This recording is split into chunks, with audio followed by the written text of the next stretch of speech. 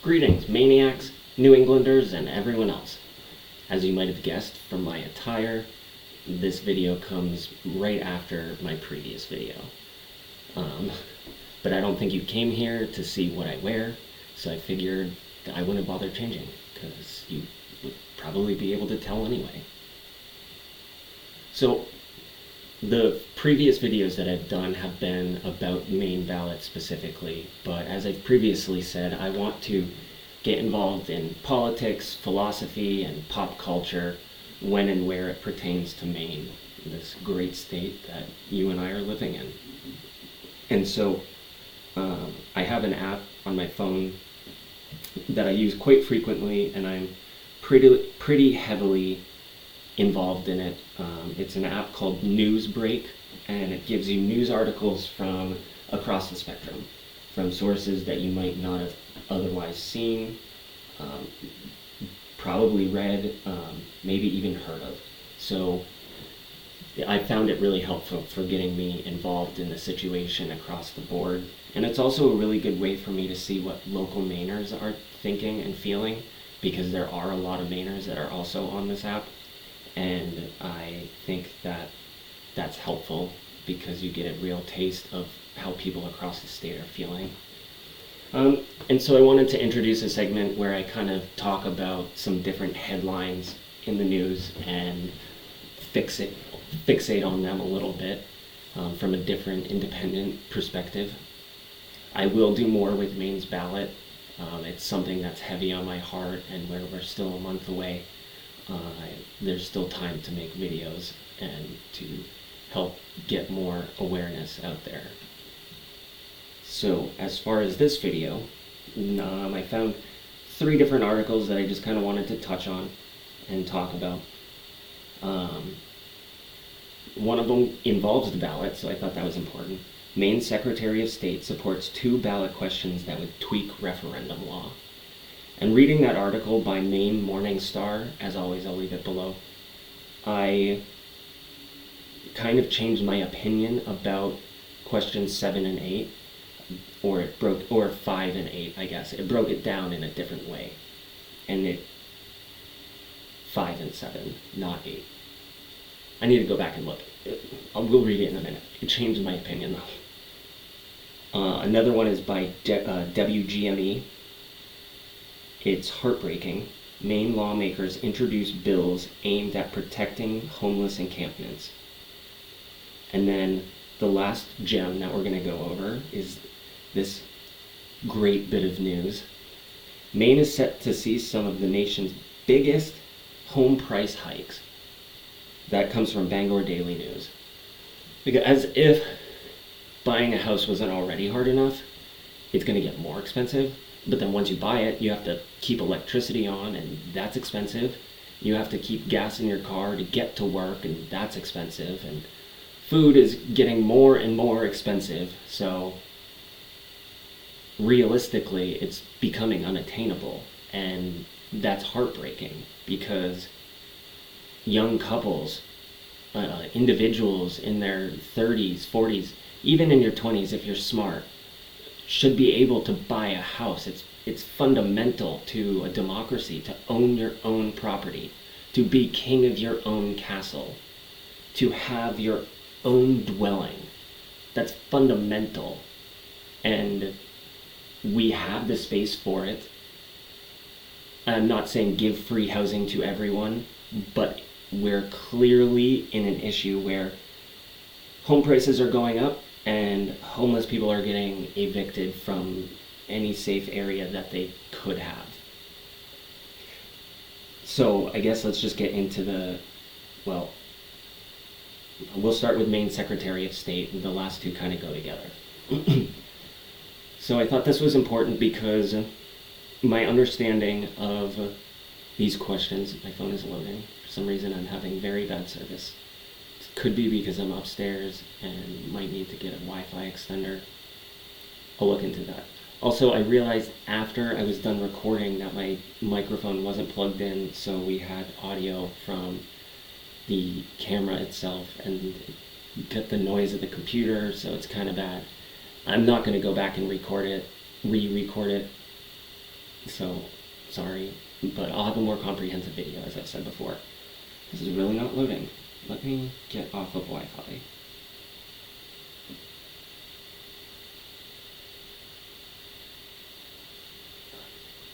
Okay, the app just crashed, that's why. Let me just restart everything on my phone. And go back at it.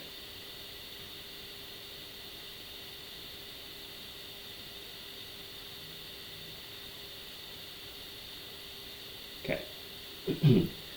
Once again, this is by Maine Morning Star.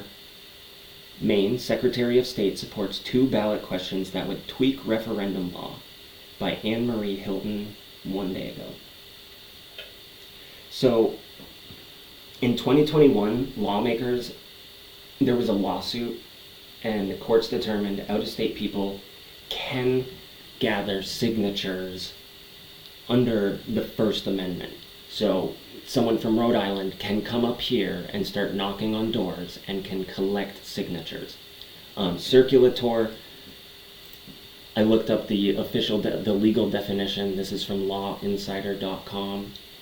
Circulator means a person who presents to other persons for possible signature a petition to place a measure on the ballot by initiative or referendum. So I understand allowing people free speech to come up here and say things that they want to say, but then to collect signatures with the express purpose of bringing it to the ballot. Why? What are you here for? Like, why are you influencing Maine's laws and you're from Rhode Island? What's the skin in the game for you? Now I want to investigate you. What is this all about? And for me, that directly comes from Sarah Gideon, because she was from Rhode Island. She bought a house up here in Maine, assuming she was going to win, and then did not win the Senate seat. And I'm glad, because who are you? Like, you've never done anything in Maine. People didn't know about your name until there was mass pamphlets pumped out to us constantly. And I'm thinking, okay, don't spend so much money on those nice, beautifully printed, laminated pamphlets. Spend some money helping some of these people. Some people here in Maine that you're trying to represent. To me, I don't understand, if you're from out of state, why are you trying to initiate anything in our state unless it benefits you or yours? To which I feel it doesn't benefit me and mine. Otherwise, why go about it in such a backhanded way? So I understand the free speech under them saying things, but them collecting signatures to then go forward and put it to ballot?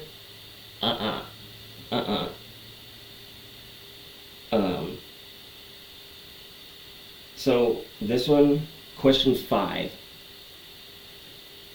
how long it takes to certify petition signatures, and question 7 changes the language in the state's constitution to reflect the already confirmed decision that people from out of state can gather signatures. So,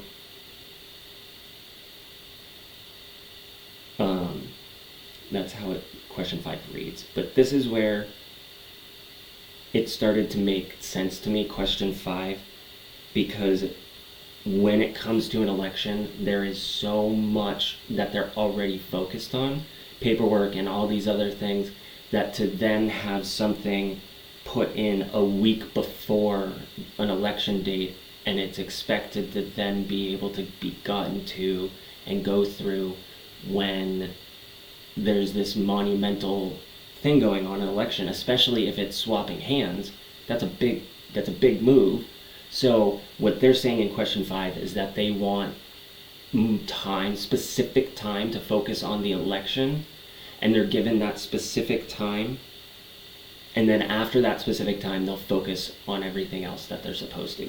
So it's just around election date that I think really makes the difference, election periods, because They just want to have time to focus. So I do think I'm going to vote yes on question 5 because it allows, it's not that they need more workers because they might have the positions that they need, but if they're working 20 extra hours a person during this time frame every week or every 2 weeks, then yeah, you can't really hire out for that such short temporary period, especially when you need such specialized help for that particular event, namely the election. So, question 5, I understand it now at least, and I'm not telling you how to vote, of course, but I'm just saying I understand where it's coming from and why. Like, your head is so full of other things that normal, everyday stuff that would normally come up can be held off for 30 days, and then after 30 days, they'll get back to day-to-day stuff, but in the meantime, they'll focus on the election. And then, so question 7, I said I kind of changed my mind on this, but I am waffling because I don't know. So, in the Morning Star, this is a quote from the Morning Star. Essentially, it asks, do you want the language of Maine Constitution to be updated to accurately reflect that people from out of state are allowed to gather petition signatures?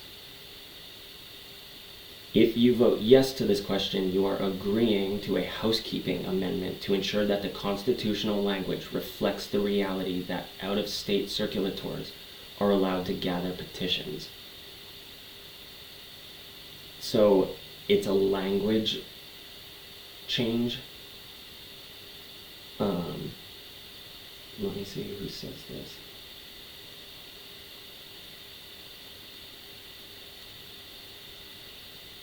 So, who's Bellows?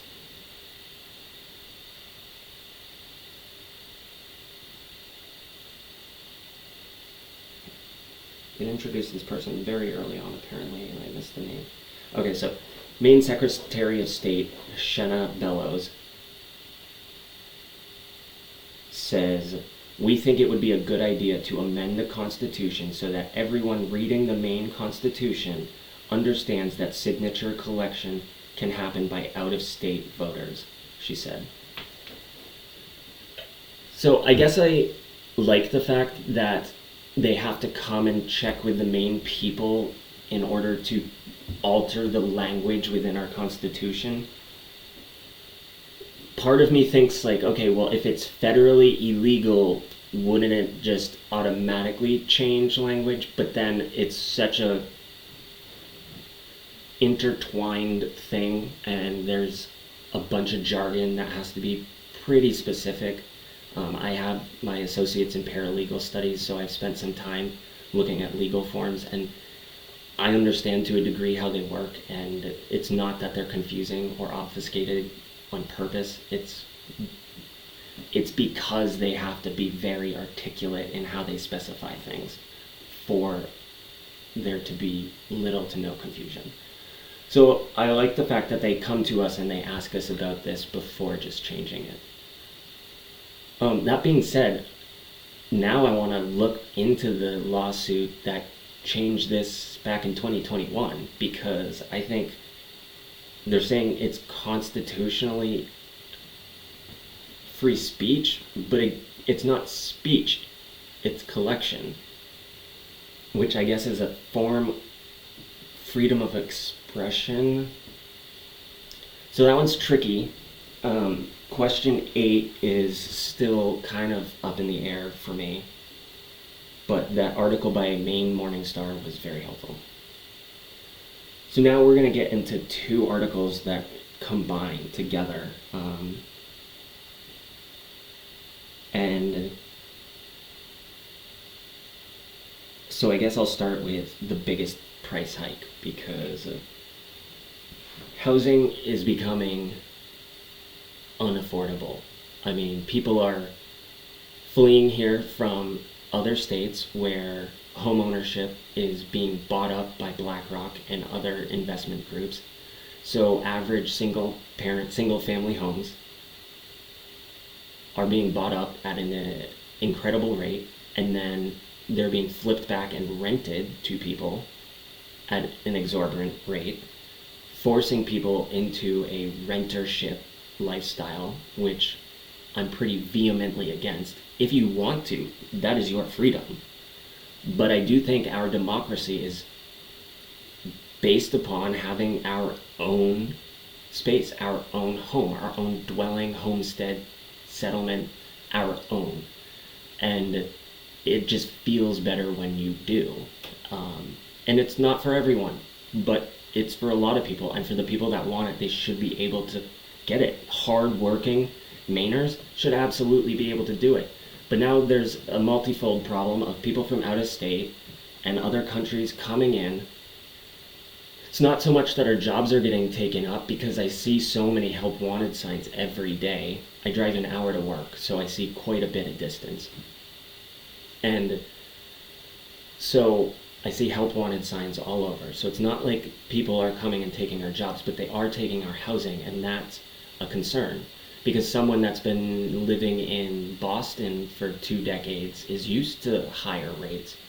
And so they come to Maine and they want something, and they're willing to pay higher rates, or they have the funds to pay higher rates. And then that house now can't go to someone that can't pay the same amount, because the median income level here in Maine is substantially lower than Massachusetts. And instead of me just talking out of my ass, I'm going to look that up.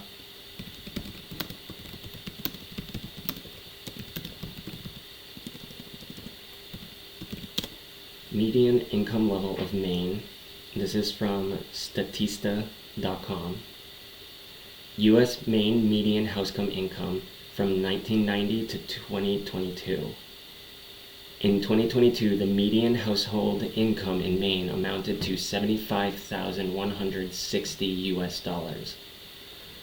It's a significant increase from the previous year, when the median household income in the state was $71,000. So, I mean, it's gotten better, but I guess also because if you have out-of-staters that are working online and they make lots of money. Let's look at Massachusetts. Also from Statista. U.S. Massachusetts median household income 1990 to 2022. In 2022, the median household income in Massachusetts amounted to $93,550. Also an increase from when it was $87,000 the previous year. So, and that's just, I'm just picking on Boston. There's people that come from all over, from California, from Oregon, from New York, Florida. People just, they see the way things are in Maine. Most people are daunted by the cold, but once you're here, you realize you do adapt, just as humans will do in almost any situation, any environment. Obviously, there's sub-Arctic levels where we're not going to live at, but there are people groups that are living in much colder environments than here in Maine and thriving. So I'm also not trying to get people here to Maine necessarily, because we need to figure out some things for ourselves before we go and start helping everyone else. And that's something that I think is really important, is that we have a housing crisis. Like I'll read the article in a second. People can't afford these houses, and now they're in homeless embankments, and now those are getting taken from them right before the winter. People don't want to be homeless. People don't want to sleep in a tent. People don't want to have to travel for water and whatnot. That's not even just inconvenient. It's a difficult way to live. Most people do not want that. So it's not something that they asked for. But now we need to figure out a way to help them, because if it's an increasing number, something's gone wrong. If you have the same handful of homeless people all the time, no matter what you do, that kind of says that, well, maybe they like life on the street better. And here in America, there has to be freedom. And if they're not breaking the law, then leave them be. But if it's a growing number, like we're seeing now, and the whole state paid parks and whole city-owned areas that normally you would have kids running at without needles on the ground, without all these other issues that also come with homeless embankments, because once you're homeless, it's so much harder to get out of being homeless. And so what we need to do is address why the house prices are going up and why we can't keep up with it. And if it's something like we just need, inflation, that's a whole nother topic. So, according to this is Bangor Daily News, I'll leave the links below. Data from Zillow is we're expected to see jumps, one of the biggest jumps in the country. Average home values are expected to increase by 4.7% or more, or more in more than 140 Maine towns. That's a lot. By August next year. Lack of supply was the biggest factor cited in the housing affordability crisis here in the state. Here in a state reported released last week that calls for nearly doubling production through 2030, sorry, I looked away too quickly. The links will be involved. I'll give you the link to the Bangor Daily News, and then from there you can click on the links for yourself. The real estate site's projections for home prices only go out a year for specific areas. Overall, Goldman Sachs is slightly bearish on the U.S. market in the ensuing years, expecting minimal growth through 2026 in a recent report.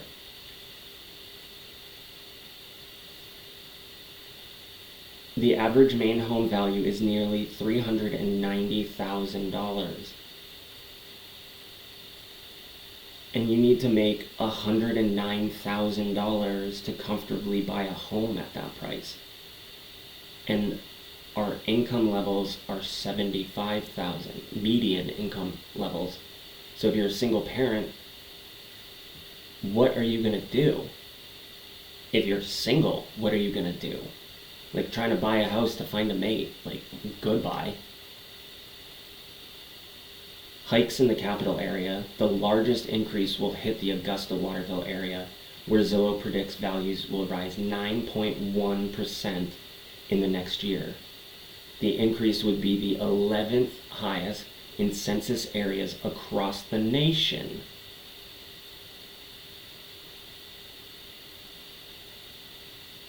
In April, the annual increase was projected to be 7.7, but it's gone up. So what's to say it's not going to go up more?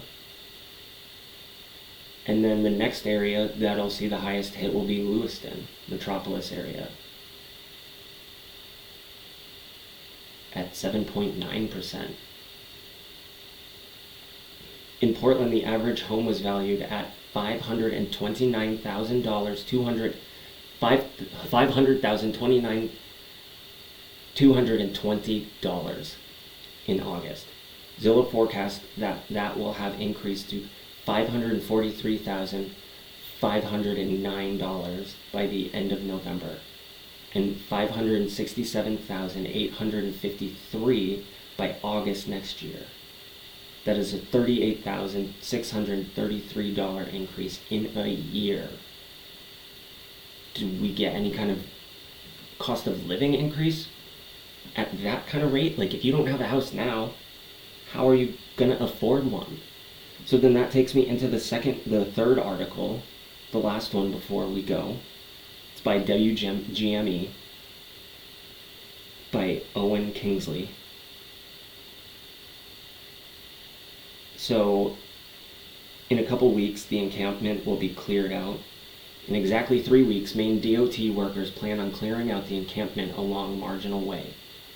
Now 2 lawmakers are proposing what they think could be better ways to handle these encampments. Representative Auberine Rana of Bangor proposed 2 bills that would ban clearing out these encampments. Representative Grayson Lookner of Portland also put forward a bill that would establish emergency areas for encampments to exist. For people who wish that we had better solutions, frankly, I wish we had better solutions, Lochner said. We are working on better solutions. Lochner believes the long-term answer to ending these encampments is more affordable housing, but says allowing sanctioned campsite is necessary for now.